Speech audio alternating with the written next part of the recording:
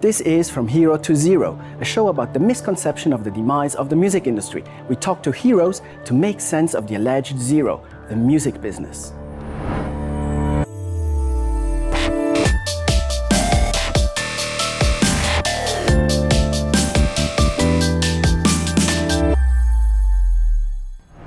Hi Fernanda, how are you? Hey, I'm great. Good to hear. I'm just like hysterical. I'm so happy to be here. Ready for this great tour, Under Attack? I'm more than ready. I really, oops, this was not a fart, okay? It was the chair. We'll check that later. Okay, so yeah, I'm more than ready. I'm very excited. This is the first big tour we're doing. I mean, like big in terms of being like with other big bands. We always did like small headlining tours and everything, playing some fast, of course, which were great. But this is the first big thing. I mean, like with Destruction, Flotsam and Jetsam, first one on a tour bus, and first one playing these huge venues like all the time. So I couldn't be any happier. I'm very hysterical. That's the word. I'm kind of inside. I'm awesome. Kind of cool here, but inside I'm freaking out. Very good. And it's only the first day of the tour. Perfect. Yeah, that's just great. I mean, cool. this is the kickstart, and it's gonna be a great one. I'm sure. I'm sure, definitely. So, Fernanda, you're the bass player and lead singer for Nervosa, as you put it nicely, an extreme thrash metal all-girl trio from Sao Paulo, Brazil. Exactly. Awesome. The band was founded by Prika in 2010. You joined mid-2011. So for about 5 years you've been together, released 2 albums on Napalm Records and an EP, I think, before that, right? Yeah, an EP. Cool. So how do you perceive the music business today or in the past 5 years, ever since you've been a musician? How do you live the rock star life? Is it what you hoped it would be? Yeah, I mean, we're so lucky. Of course, we're a very hard-working band. We do our best. Since we started the band, we knew what we wanted, we knew where we wanted to get, and we decided we would leave everything possible, everything necessary aside to make our dream come true. And so when you do that, you kind of expect things to be back in the way you imagine. But the thing is, everything happened so fast for us, and we're so thankful because when we started, as I told you, like we were so like, let's make it happen. But it takes years, and in only 5 years, so many stuff happened to us. And we're so thankful for all of that. I mean, we couldn't be like any more satisfied. We do our best to make everything right. We're happy that everything, like we got great things like signing with Napalm, like even before our first record being out, and like playing lots of countries. Like this year only, if everything goes right till the end of the year, we will have played 34 countries just this year. Wow. Can you believe that? And we're making all these tours happening, and we're just living the dream. Like things are starting to like they're small, but we love like every small thing that happens to the band. We're very thankful because we worked so hard for this to happen, especially being from Brazil. It's really hard to make it happen and everything. So this year's things are really starting to walk the way we wanted to, which is pretty great. And yeah, I mean, there's still a lot of stuff to happen, and we'll always do our best to, like make our fans happy, make everyone who helped us being here happy, and of course make ourselves happy, because this is just great. I don't know if I answered your question because I'm kind of... Pretty much. No, yeah. That's very good, very good. You just mentioned you work very hard, which it shows with what you have achieved. And you also mentioned it's difficult out of Brazil to actually make an international, let's call it, jump. Why is it so difficult? What makes it especially hard? What do you think? The first thing, it's like the distance. We're kind of course we have a very strong and solid metal scene in the whole Latin America. It's probably one of the best spots you'll ever play. Probably like, not spots, but the best crowd you'll ever play. It's in South America and Latin America. We have like awesome fans. We have like awesome bands, but still our scene, as strong as it is, it's still far away from where the main business is, which is like the US and mainly Europe. We're like 11,000 kilometers away from that, which makes things difficult. Like touring is difficult because the flight tickets are expensive and everything. It's more difficult although we have internet, which makes the word smaller nowadays, it's still difficult to get, like to the market there, to get on the magazines, to be promoted, to be heard by big labels and everything. Everything's kind of hard because of the distance. And also another main factor is that we lack of opportunities in Latin America. What's happening to us is like once in a lifetime, just a couple of bands achieved, and I'm sorry for that. I'm happy that we're representing our metal scene, but still I'm sorry because we have like some of the most awesome bands I know. They are in Brazil and they are in Latin America, and people just never heard of them, although they come to Europe and play with like they raise some bucks for years to like be able to afford a tour around here and everything, and we do our best to promote our music, but still like many bands are not heard, because we lack of opportunities. Just making a living in Latin America can be hard enough. So if you want to be a warrior and have a metal band, it makes everything more difficult. We don't have enough money to, like pay for quality recordings. We don't have enough money to, like get a good distribution and everything. So being like from Latin America makes it difficult at this point. It's hard for us to afford, like quality stuff. It's just very hard. So the ones that's why we all celebrate as a community when one Latin American band makes it happen, because we all feel represented, because we all know how tough it can be. So you were one of the lucky ones that actually was chosen to represent Latin America in the international metal scene. And I saw that in 2012 you produced your first video for a Masked Betrayer. Sorry. Yeah. You put that on YouTube and talking about social media, and you reached 20,000 views within a week. Yeah. I read, which is huge. How did you manage to do that? I don't know. It was. Remember, I told you on the beginning of the interview that things happen too fast, and we still keep on getting surprised nowadays. But at that time, it was crazy. We were like, okay, let's spread it as much as we can so we can have like 1,000 views on the first week, and we were like, yeah, let's do it. And then on the first day, we got like something around like 6,000. We were like, what? But the thing is, being an all-girl thrash metal band, it's still something new. I don't want to put it as a label like all-girl, but that's what we are, all-girl thrash metal from Brazil. So it's kind of not exotic, but it's still something new, because it's a fact that metal is in its majority male-dominated. It's a fact.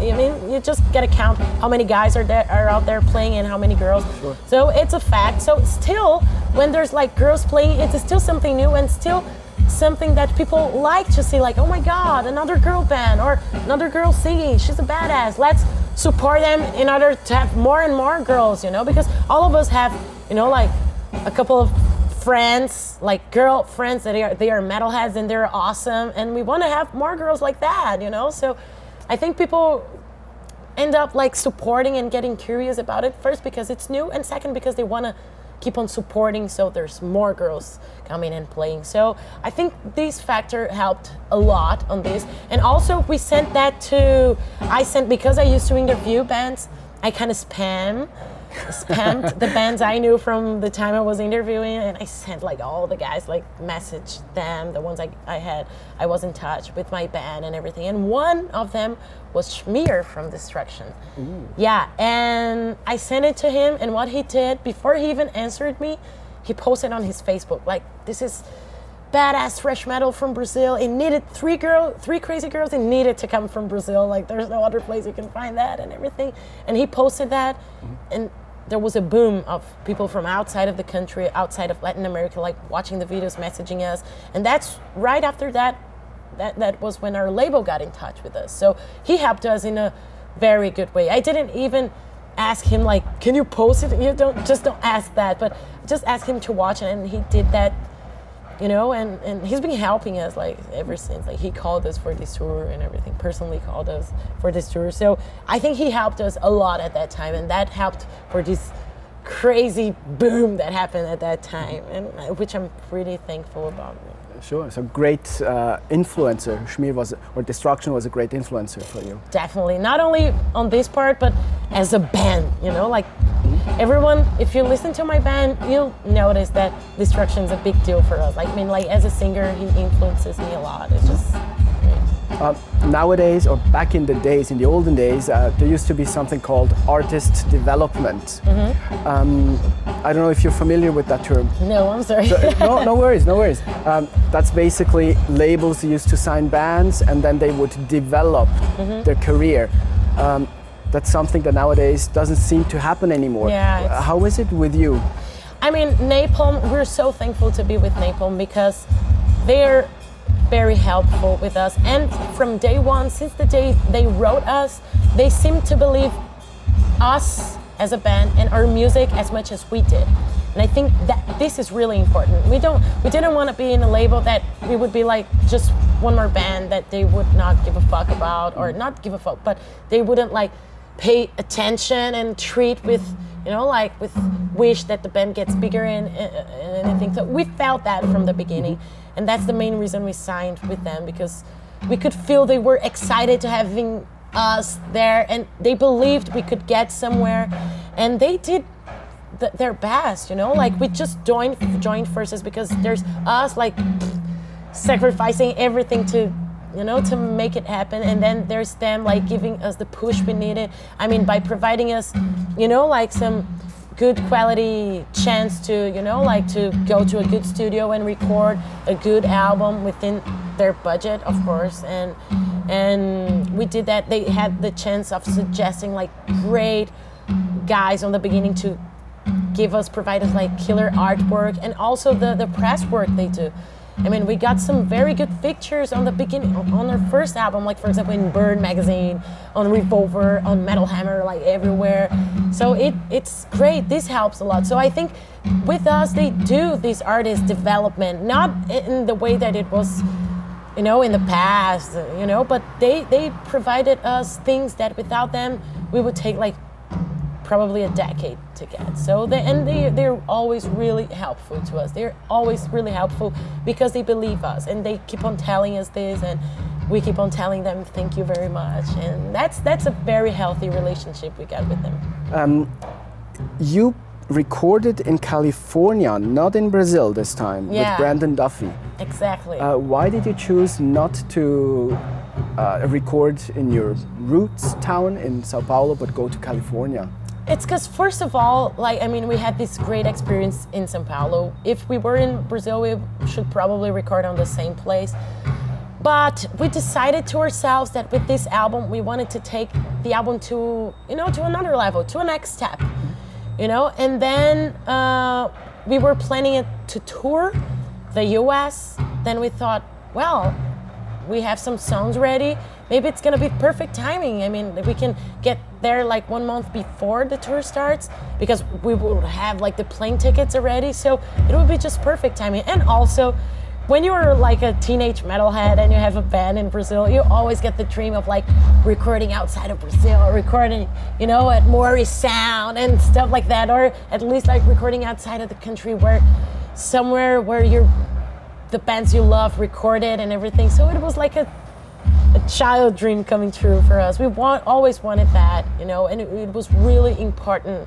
Like, it was a very great personal achievement for me, you know, like, because most of the bands that made me want to have a band come from California, for example, like the Bay Area and everything. And so recording an album, I even get the chills when I talk about it because it really means a lot to me. So recording where most of you know, on the state in a country that most of the band that influenced me to the point of getting a band recorded, it's just a big deal to us. It was just a big deal. So we were fortunate enough to have this Brandon Duffy guy. He lived in Brazil for a long time. He produced most of the big bands we have out there, and we loved his work. Like, it's been a while since we love what he does, and he was just back to the States now, and he's awesome. He has great equipment, and everything seemed to like match perfectly, you know? It was like the perfect puzzle. He was there in California. We would start our tour near California and everything, so it was just perfect.